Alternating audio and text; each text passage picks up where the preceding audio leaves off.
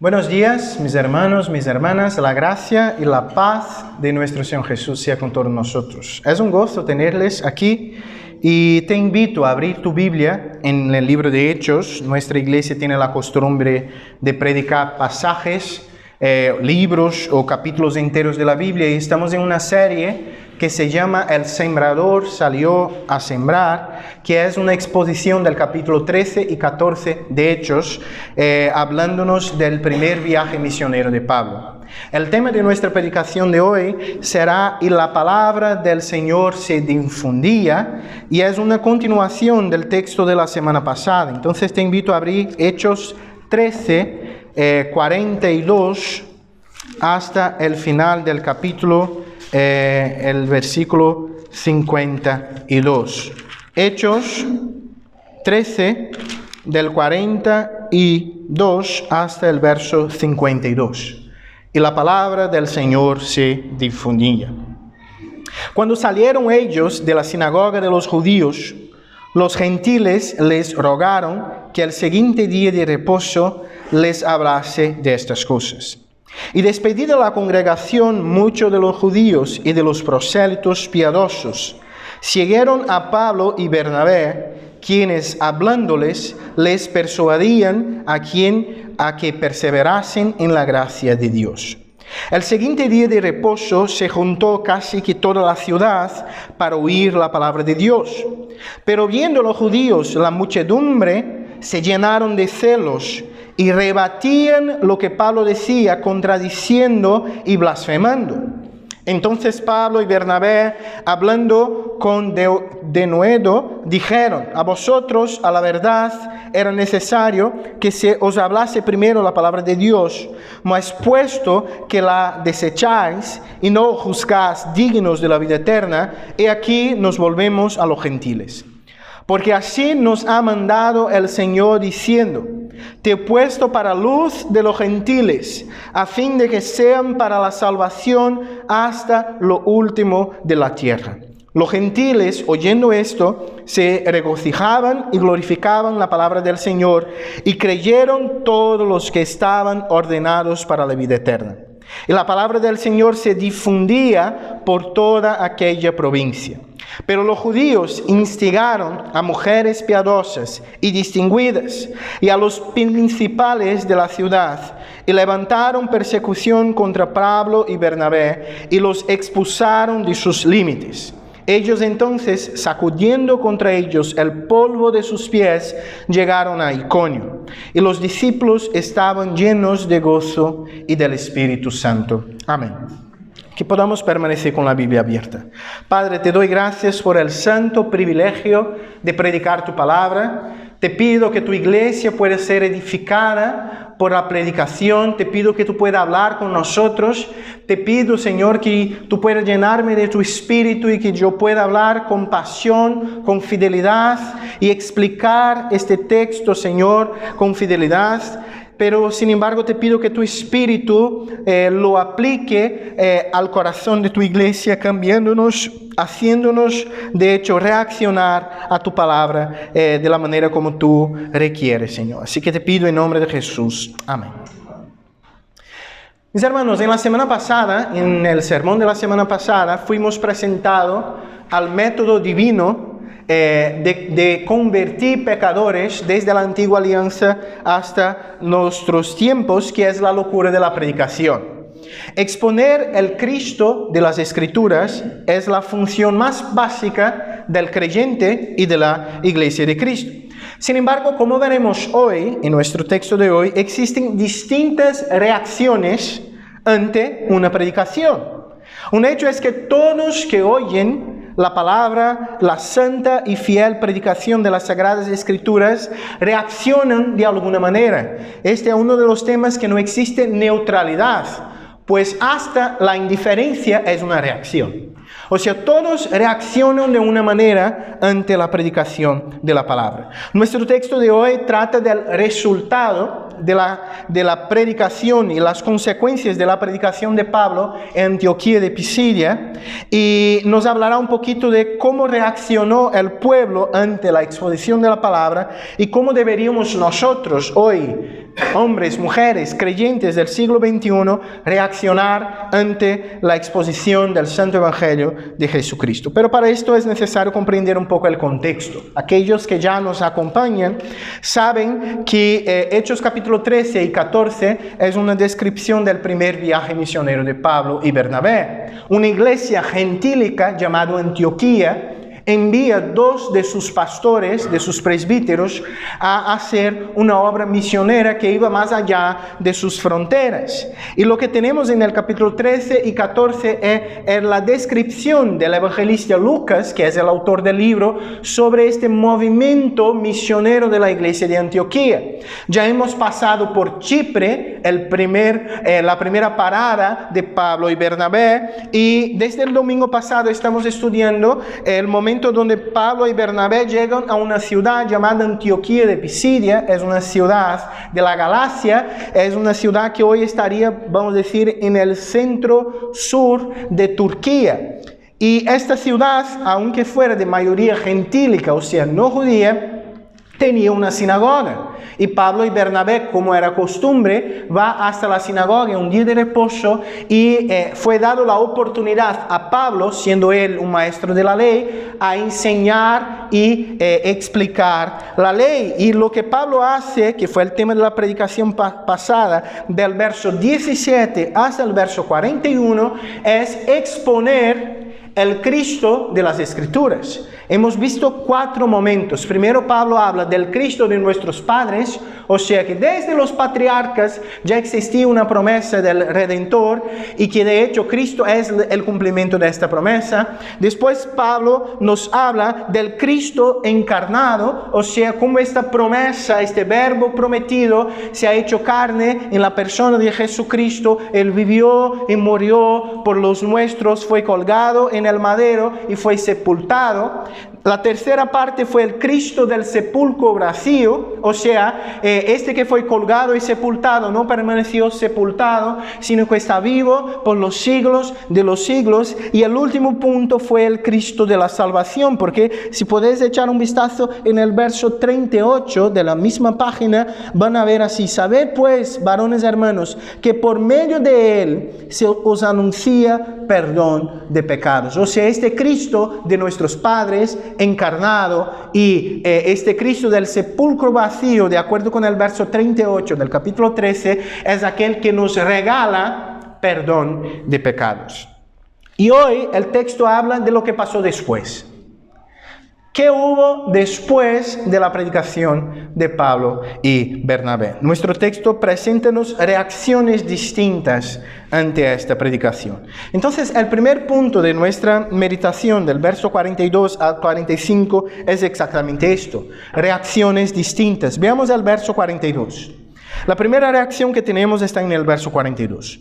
Cuando salieron ellos de la sinagoga de los judíos, los gentiles les rogaron que el siguiente día de reposo les hablasen de estas cosas.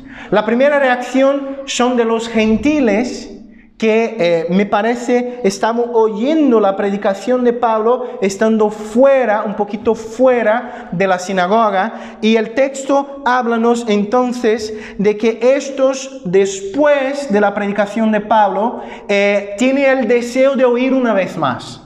Yo creo que la primera reacción es desear oír un poquito más. Estos hombres no estaban convertidos, no creyeron, sin embargo tenían y nutrían una curiosidad de, mira, deseamos oír un poquito más de este tema. Entonces el capítulo 13, verso 42 nos dice que este grupo de gentiles rogaban a Pablo y Bernabé que en el próximo día de reposo, o sea, el próximo sábado, y se hacen que les hablasen de estas cosas. Entonces la primera reacción es: yo quiero conocer un poquito más. Yo tengo la curiosidad de conocer un poquito más.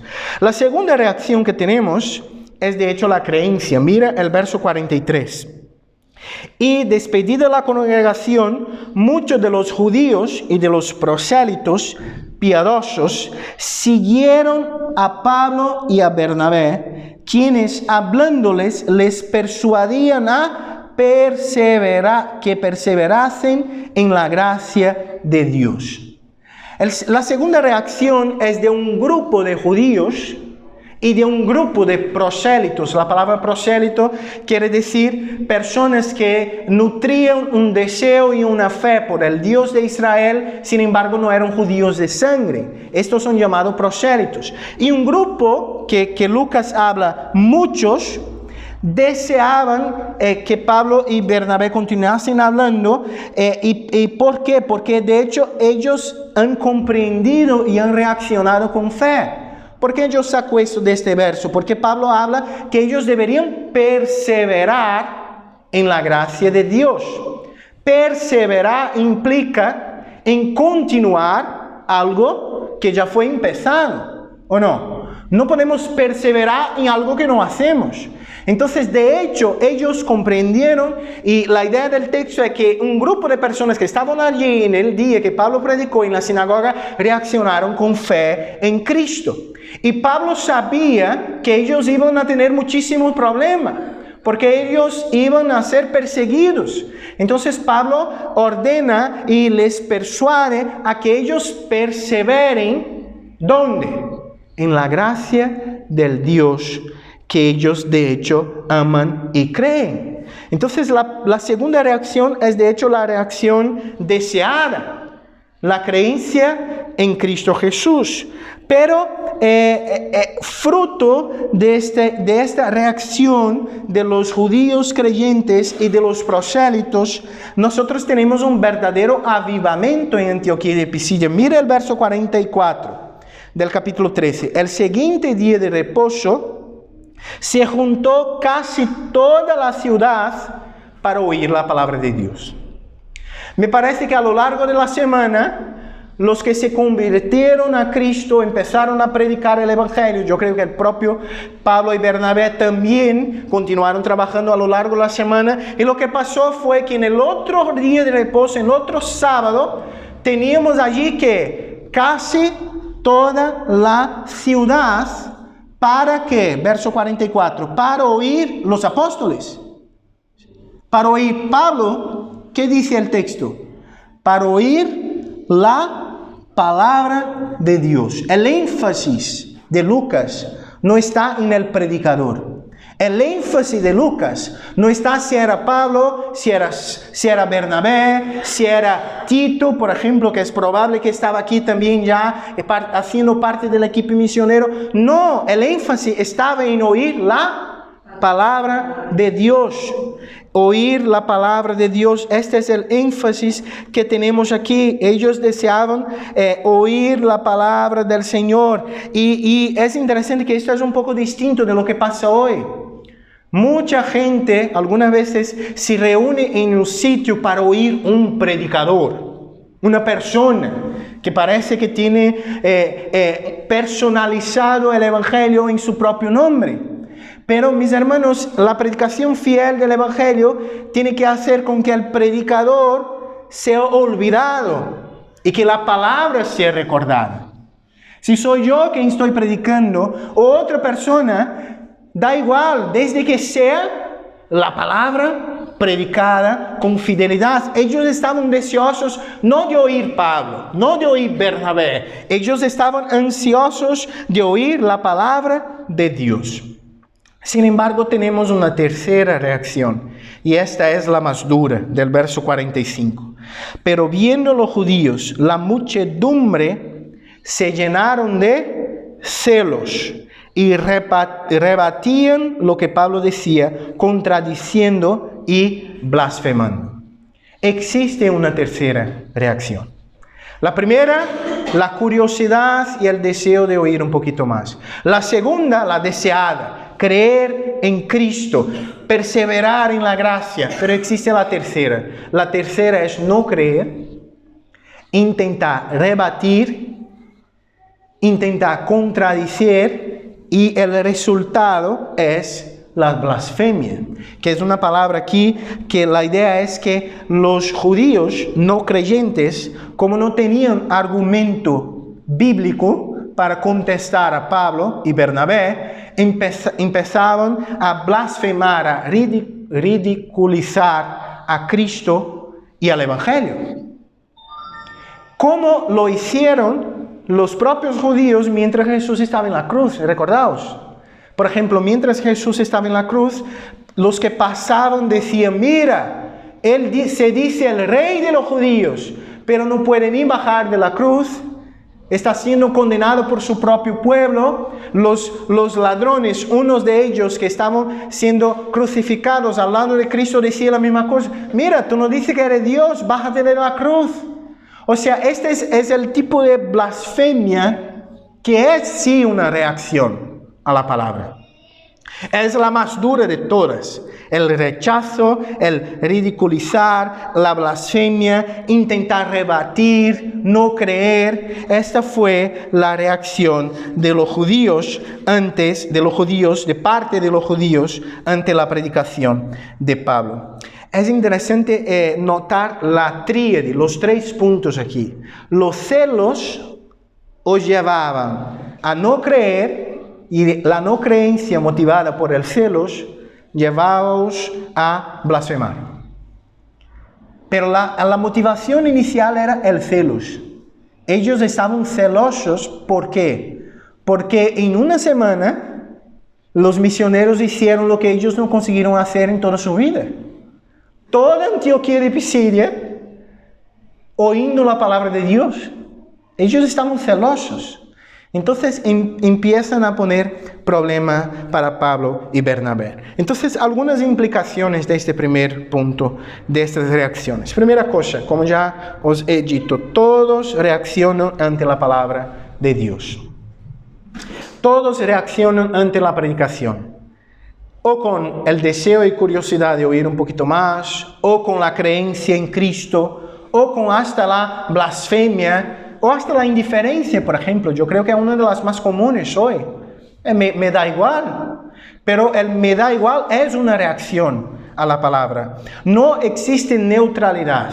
Aprendemos esto. Todos nosotros que estamos aquí domingo tras domingo en una iglesia, oyendo la predicación de la palabra, sea por quien sea, si es la palabra que está siendo predicada, Dios requiere de nosotros una contestación.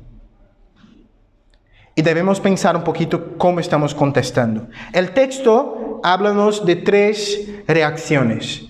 La de los gentiles deseaban oír un poquito más.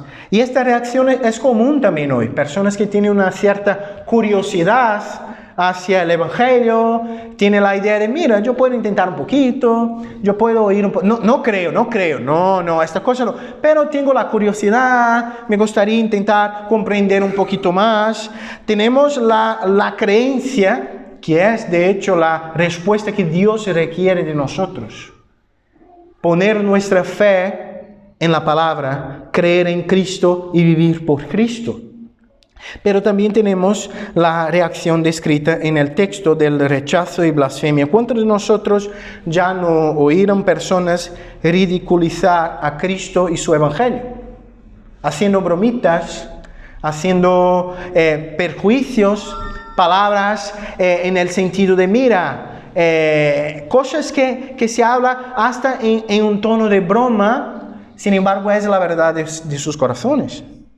Y esta es una reacción. Entonces, la gran implicación de este primer punto es cómo estamos reaccionando nosotros ante la palabra de Dios. Tenemos aquí un grupo de personas que, además de una persona que está visitándonos, es un grupo que tenemos una frecuencia aquí. Y domingo tras domingo oímos la predicación. La pregunta es, ¿cómo estamos reaccionando ante la predicación del Evangelio? ¿Cuál tiene sido nuestra respuesta ante la predicación del Evangelio? El segundo punto de nuestra predicación de hoy es llamado de luz para los gentiles, del verso 46 hasta el verso 48. Entonces Pablo, verso 46, ¿vale? Entonces Pablo y Bernabé, hablando con valor, dijeron: a vosotros, a la verdad, era necesario que se os hablase primero la palabra de Dios. Mas puesto que la desecháis y no os juzgáis dignos de la vida eterna, he aquí nos volvemos a los gentiles. Es interesante que la manera como Pablo contesta es basada en la palabra. Pablo no dice así, mira, mi opinión es que vosotros están equivocados. Pablo dice así, la palabra dice que vosotros están equivocados. ¿Por qué? Porque primeramente el texto habla que Pablo habló con intrepidez, con valor. Y yo creo que cuanto más hostil es la sociedad, con más intrepidez y valor tenemos que hablar. Cuanto más testarudo, vamos a decir así, es la sociedad, con más valor e intrepidez tenemos que nos levantar como iglesia. Y Pablo habla así, mira, vosotros, la Biblia dice que el evangelio debería ser predicado primeramente a los suyos, a los de Cristo, a los judíos. Pero como dice el propio evangelio según San Juan capítulo 1, dice así, a lo suyo vino y los suyos no le recibieron. Jesús fue rechazado por su propio pueblo. Ahora Pablo está diciendo, como vosotros os habéis rechazado, nosotros predicamos a los gentiles. Y es interesante que la frase, no os juzgáis dignos de la vida eterna, es una ironía de Pablo. Pablo está diciendo así, mira, vosotros se creéis tan buenos, tan orgullosos, vosotros se ven como el mejor pueblo del mundo, que vosotros no se ven, no se juzgan dignos de esta vida eterna. Pero os digo que esta vida eterna es la vida eterna que Dios había prometido a este pueblo, los judíos, y a otros pueblos, los gentiles. Y para dejar claro que la predicación, este movimiento misionero de Pablo, no era un invento suyo o del Nuevo Testamento, Pablo cita el verso 47. Mira el verso 47. Porque así nos ha mandado el Señor diciendo, te he puesto para luz de los gentiles, a fin de que seas para la salvación hasta lo último de la tierra. Pablo contesta a los judíos basado en la Biblia de los judíos. Esto es algo muy interesante. Pablo mira, si vosotros no tenéis vuestra Biblia ahí, abre vuestra Biblia en Isaías 49:6 y vosotros van a encontrar el verso, te he puesto para luz de los gentiles a fin de que sean para la salvación hasta lo último de la tierra. Pablo está diciendo, la Biblia, el Antiguo Testamento, Isaías profetizó 7 siglos antes de Cristo.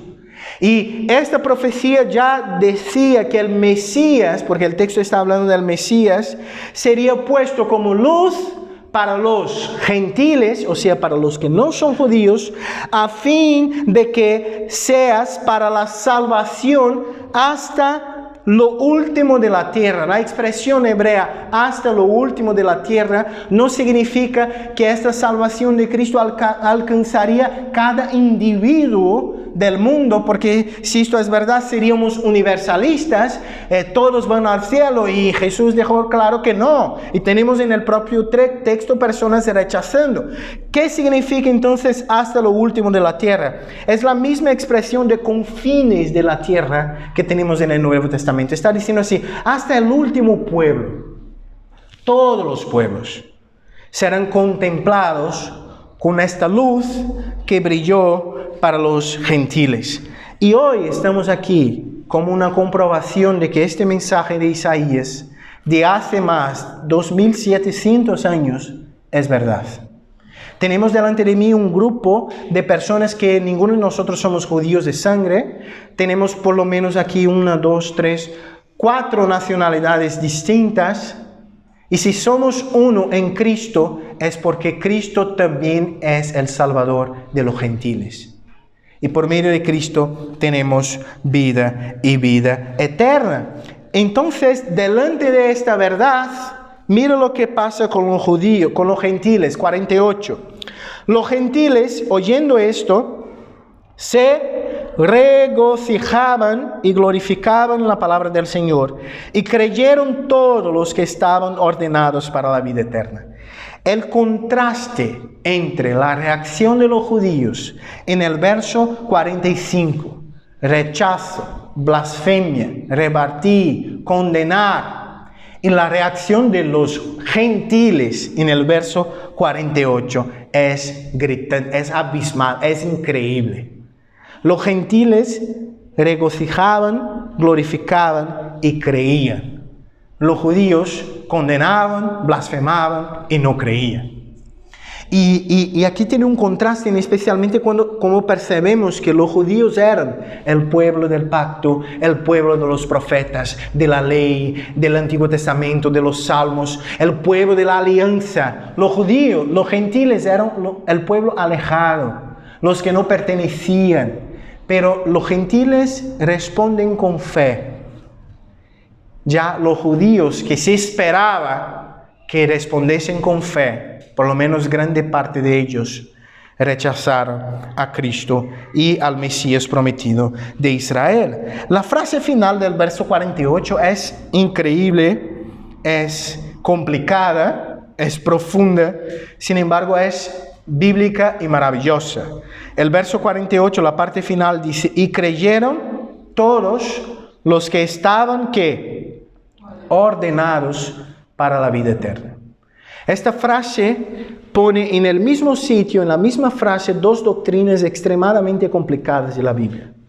El hecho de que Dios es soberano en la salvación, que Dios predestinó los suyos, que Dios ordena los suyos para la vida, al mismo tiempo que habla de la responsabilidad de los hombres en creer. Pero el texto pone las dos cosas en la misma frase. Creyeron, o sea, ¿quién ha creído? Las personas, los gentiles. Sin embargo, ¿quién ha creído? Los que habían sido ordenados para la vida eterna. Mis hermanos, tenemos aquí una contestación bella de estos gentiles que demuestran la doctrina de la predestinación, de la elección divina, el hecho de que Dios ordena a unos para la vida, pero el camino continúa siendo lo mismo, la fe en Cristo. Ellos creyeron.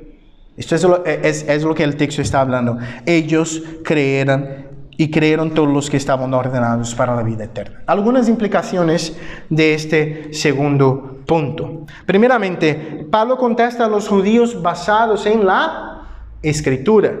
Este principio es muy importante para cada uno de nosotros hoy. Nuestra confesión de fe dice así: la palabra de Dios es el juez final ante toda discusión religiosa. O sea, si tenemos un problema de fe para resolver, dos opiniones distintas, uno dice esto y otro dice otra cosa, ¿cómo resolvemos? Basados en la Escritura. O sea, los judíos tenían otra opinión. Pablo nos dice así: mira, mi opinión es esta. ¿Qué Pablo hace? Pablo dice, la Escritura dice, en Isaías 49:6, la Escritura dice que el Evangelio debería ser predicado primero a vosotros y después a los gentiles. La Escritura dice, yo creo que esta debe ser la frase que debe ser oída en una discusión religiosa que tiene que ver con temas doctrinales. Tenemos que hablar de la palabra, contestar basados en la palabra. Como cristianos somos el pueblo de la palabra. Entonces, nuestras diferencias deben ser respondidas y contestadas basadas en la palabra de Dios. Otra implicación: Dios nunca ha tenido dos planes. Esto es algo interesante.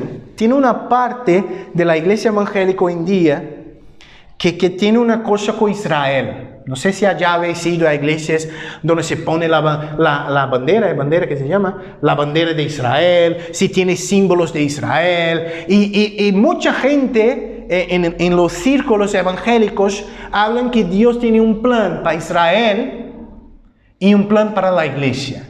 Y que de alguna manera Dios, algunos llegan a decir que hasta después de la vuelta de Cristo, los judíos tendrán una nueva oportunidad de arrepentimiento, estas cosas todas. Pero te digo una cosa: Dios nunca ha tenido dos planes. Da igual si seamos judíos o gentiles, el plan es solo uno: fe en Cristo y ya está. Da igual si somos judíos o gentiles. Da igual si yo he nacido en Jerusalén o si yo he nacido en Brasil, como es el caso. El camino es solo uno. Para españoles, brasileños, colombianos, hondureños, lo que sea. El camino es la fe en Cristo. Es la única solución que tenemos. La fe en Cristo Jesús. Siempre hubo un solo plan. Algunas personas piensan así: mira, he pasado la página de Malaquías, el último libro del Antiguo Testamento, y he llegado a Mateo, el primer libro del Nuevo Testamento. Y algunos piensan así: Dios cambió de plan, ahora la cosa está buena. Dios no cambió de plan. El plan siempre fue solo uno: la fe en el Mesías. La única cosa que cambia es: los del Antiguo Testamento tenían la fe en el futuro, en un Mesías que vendría. Nosotros, creyentes del Nuevo Testamento, debemos tener la fe en un hecho pasado. Cristo ya ha venido. Pero la fe continúa siendo en la misma persona: el Mesías prometido, Cristo Jesús. Otra implicación: la elección divina no aleja del hombre su responsabilidad. Debemos como iglesia predicar estas dos verdades bíblicas.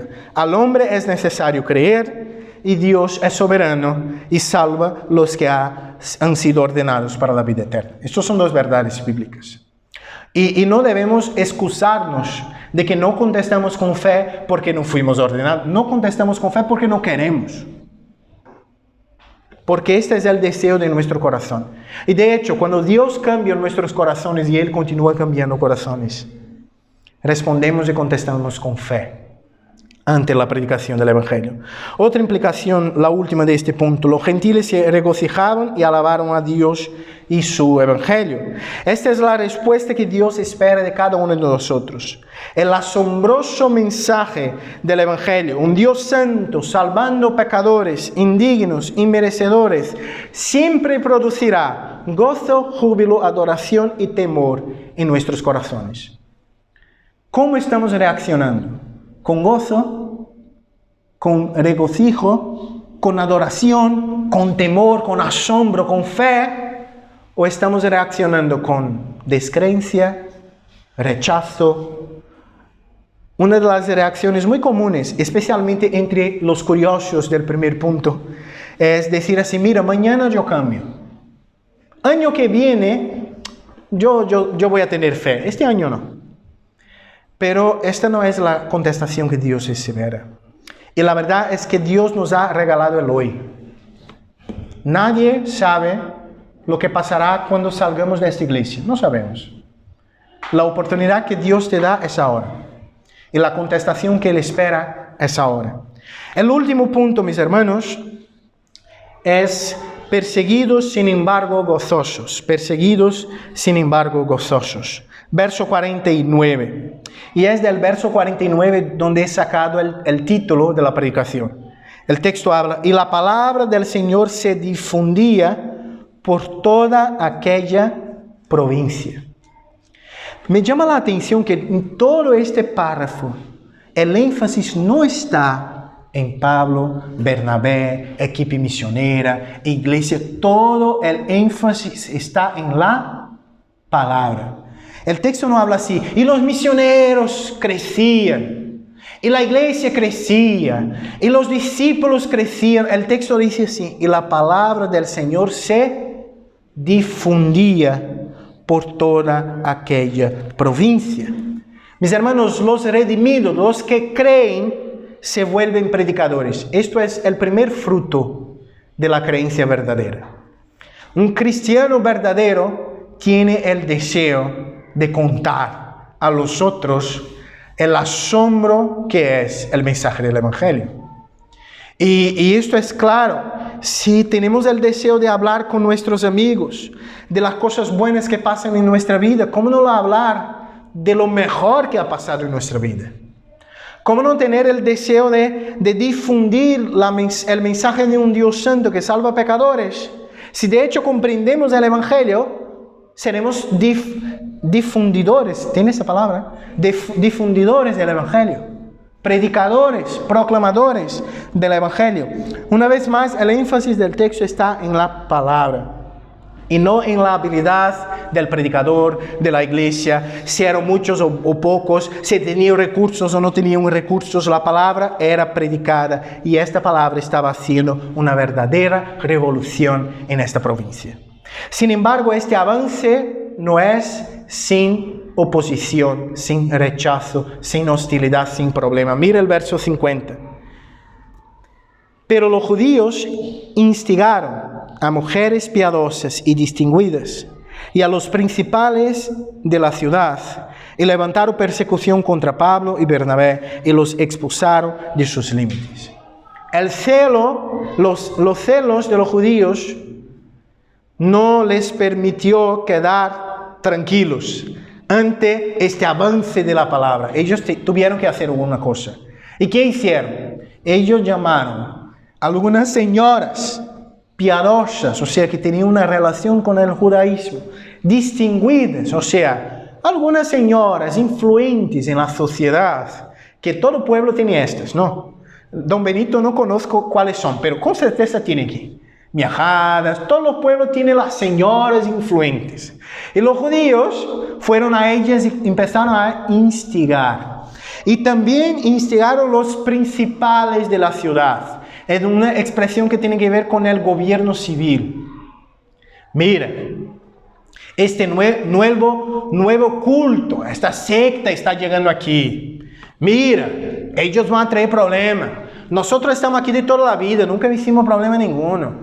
Ellos son muy radicales. Ellos predican cambios muy radicales. Mira, yo creo que deberíamos echar fuera este pueblo de aquí porque la cosa está complicada. Al punto que de hecho, instigados por ellos, se levantó persecución. Dice el verso 50, persecución contra Pablo y Bernabé al punto de que ellos fueron expulsados de los límites de la provincia. Y el verso 51 dice así, ellos entonces, sacudiendo contra ellos el polvo de sus pies, llegaron a Iconio. Esta es una frase que no comprendemos mucho porque es una costumbre judía, este hecho de sacudir el polvo de los pies o de las vestimentas, por ejemplo. Esto era una señal de rechazo hacia una persona, una región o una actitud o un objeto.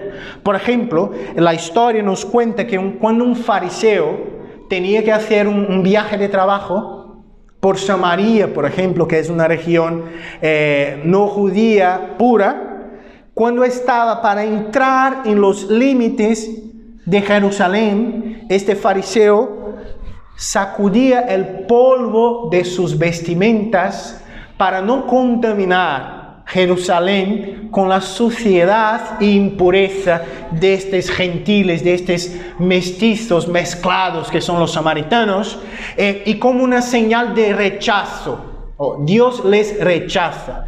Lo que Pablo y Bernabé hacen aquí es lo mismo, pero lo que llama la atención es que ellos no hacen esto en contra de los gentiles, en contra de la ciudad de Antioquía. Ellos hacen esto en contra de los propios judíos que les perseguían. Estaban diciendo así, mira, vosotros han rechazado al Cristo del Evangelio. Y rechazar al Cristo del Evangelio es rechazar a su Padre. Y rechazar a su Padre significa condenación. Por eso yo quito hasta el polvo. La idea es una señal de que ellos iban a comprender muy bien. Vosotros rechazaron a Dios. Dios ahora está rechazando a vosotros. Es esto que Pablo y Bernabé están diciendo aquí. Y ellos van a Iconio, que será el tema de la semana que viene. Pero antes de hablar de Iconio, que no será hoy, tenemos la última frase del capítulo 13. Y los discípulos estaban llenos de gozo y del Espíritu Santo. Mis hermanos, la descripción final del verso 52 es increíble. ¿Por qué? Porque nosotros creemos claramente que la persecución que sufrió Pablo y Bernabé, también lo sufrió los creyentes convertidos que se quedaron en Antioquía de Pisidia. En especial los judíos convertidos y los prosélitos convertidos. Imaginaos cuánta persecución estas personas no sufrieron por parte de los judíos. Pero lo que podríamos pensar es que la descripción de los discípulos sería así: estaban tristes, sufriendo, con dolor. Pero la descripción que tenemos de los discípulos: estaban llenos de gozo y del Espíritu Santo. Los discípulos comprendían que la alegría del Evangelio, el gozo de pertenecer a Cristo, de tener la convicción de que sus pecados fueron perdonados por Cristo en la cruz del Calvario, era más grande que cualquier persecución, hostilidad o miedo. Su gozo no estaba en las cosas de este mundo, sino en el Señor, y por esto, a pesar de las luchas, ellos podían gozarse. El Evangelio no dice: vosotros no van a sufrir. El Evangelio dice: aún en medio del sufrimiento, podemos gozarnos en el Señor, porque nuestra alegría no está en las cosas de este mundo.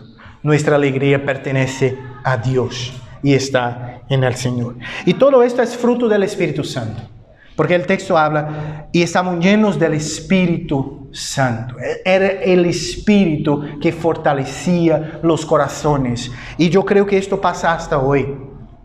Hemos tenido un colega de nuestra misión que hace un par de semanas, en un país que yo no voy a hablar porque está grabando, estaba preso por predicar el Evangelio. Y yo creo que pasar por problemas como este, solo por medio del poder del Espíritu, de este Espíritu aquí, que llena corazones al punto de, aún en medio de la cárcel, por predicar el Evangelio, poder estar gozoso en el Señor, que es más grande que cualquier encarcelamiento, gobierno, hostilidad, miedo, persecución. Mis hermanos, las últimas implicaciones y ya acabamos. Primera cosa: la palabra del Señor era difundida por toda la región por medio de los discípulos. Y me acuerdo ahora de una frase muy conocida de Lutero. Lutero, el reformador del siglo XVI, al final de su vida, cuando el movimiento de la Reforma ya había encontrado sitio en muchos rincones de Europa, le pregunta: Lutero, ¿qué hiciste?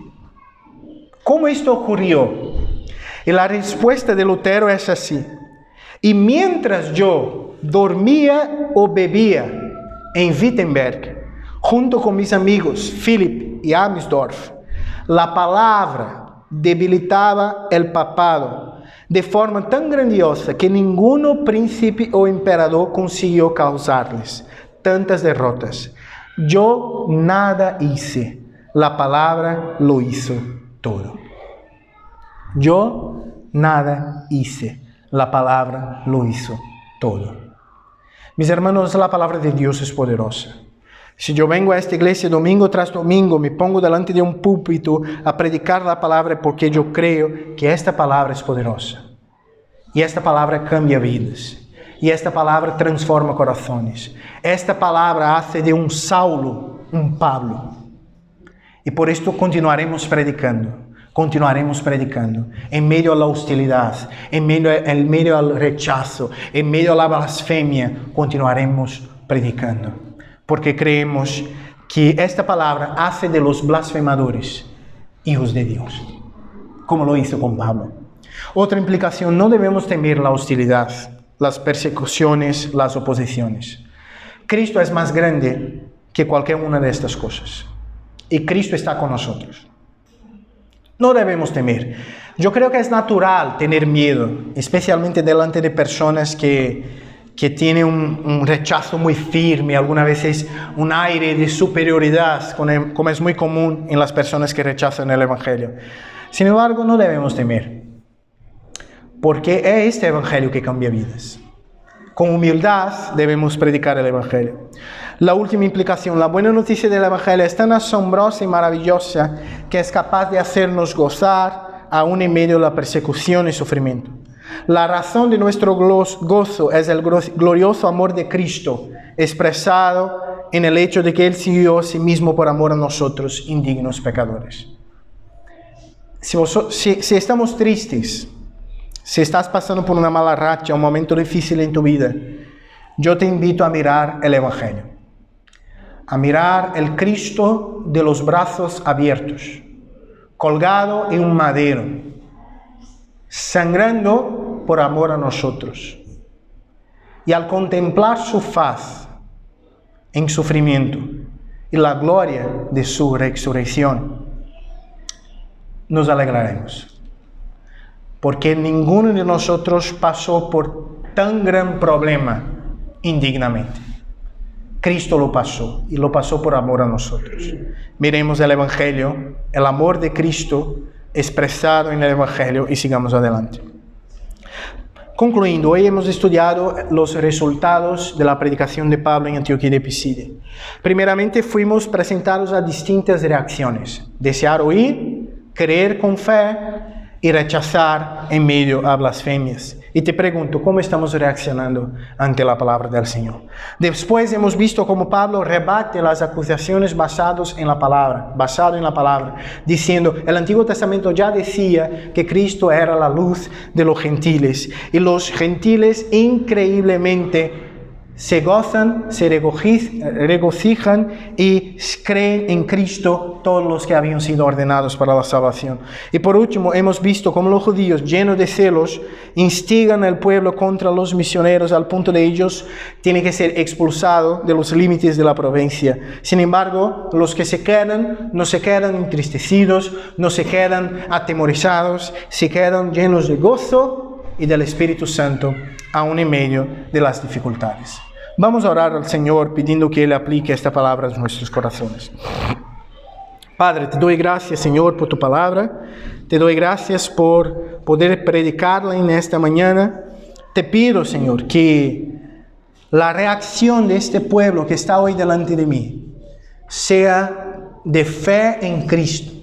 Que la reacción de aquellos que van a oír esta predicación por internet sea la fe en Cristo. No nos deja, Padre, ser tan solamente curiosos. Padre, líbranos de ser blasfemadores. Nos hace creyentes, Señor, verdaderos. Es esto que te pido, Padre. Ayúdanos como pueblo tuyo a ser pueblo tuyo y a difundir la palabra en toda Don Benito, Miajadas, Badajoz, Extremadura, España y hasta lo último de la tierra. Así que te pido en nombre de Jesús. Amén.